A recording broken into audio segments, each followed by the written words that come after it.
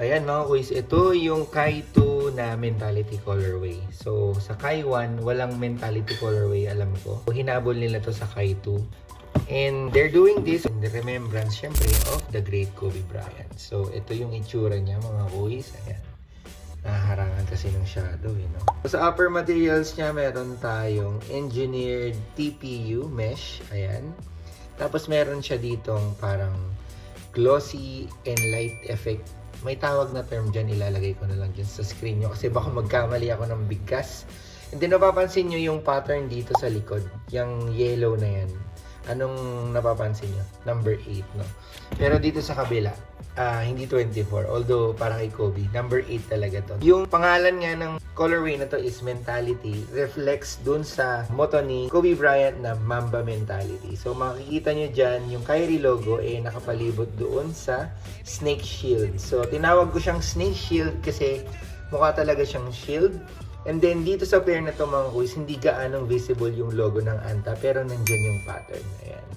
Isa pang highlight niyan mga kuys, yung parang snake skin effect nung kanyang lace. No? Overall, breathability, sobrang ganda kasi compared sa ibang Kai 2 na models mga kuys, ito breathable dahil combination of plastic and cotton mesh sa ilalim. Dito lang mga kuys, medyo makapal yung kanyang tongue, medyo foamy.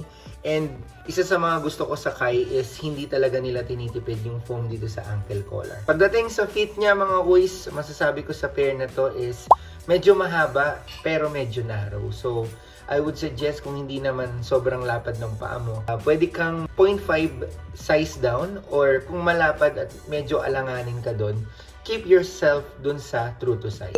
Sa traction niya mga kuys, compared sa other Kyrie models, isa tong model na to na merong solid rubber traction. Ayan. Okay? So, sa traction niya, iba't ibang klaseng pattern yung mapapansin nyo. Hindi na natin masyadong bibigyan ng names yung patterns kasi tignan nyo, para siyang mechanical yung clock, diba? Iba't ibang directions. Siguro kasi dahil si Kyrie, pag naglalaro siya, multi-directional player talaga siya, no? Nandyan pa din yung ancestral veins na design mga kuys, and syempre two-toned, merong pink and purple. Sa kanyang midsole, N2 foam pa din mga kuys or nitro edge foam, pero hindi na siya masyadong kita, no, kasi merong kulay yung kanyang midsole, pero nandyan yung logo niya. So, ayun lang naman para sa pair na to. Sa mga interested, we're doing pre-orders for this pair mga kuys for below SRP. Message nyo ako dun sa aking Facebook page dahil nawala yung quiz kicks natin ngayon. And salamat ulit kay Quiz Marlu na nag-purchase na pair na to. Ipapaship din natin to agad. So ayun, kita-kita tayo sa susunod na vlog mga kuys. And syempre, huwag niyong kalimutan yung page natin, Quiz Kicks and Quiz Jian. Ito yung nawawala ngayon pero babalik din yan.